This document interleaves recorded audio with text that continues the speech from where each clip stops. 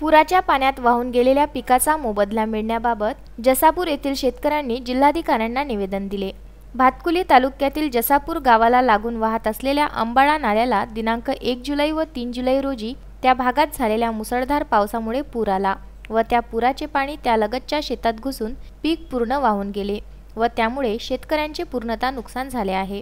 आधीच कोरोना लॉकडाऊनमुळे सर्वांची बिकट परिस्थिती होती, त्यात या नुकसानीमुळे शेतकऱ्यांचे कंबरडे मोडले गेले असून सहानुभूतीपूर्वक विचार करून तात्काळ पंचनामे करून शासनातर्फे मदत मिळवून देण्यात यावी अशी विनंती या निवेदनाद्वारे करण्यात आली आहे।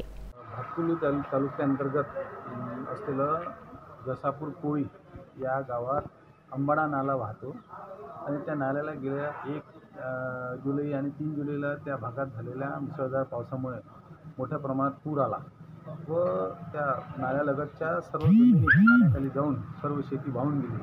आधीच लॉकडाऊन आणि परिस्थिती गंभीर असली त्यावरून आता शेतकऱ्यांनी कसं तरी ॲडजस्टमेंट करून बियाण्याची जोडजुगाड करून सगळं पेरलं आणि त्याचं पीकसुद्धा त्यांचं उगवलं होतं आणि उभं पीक त्या पावसानं वाहून गेलं, त्यामुळे त्यांना मोठं नुकसान झालं।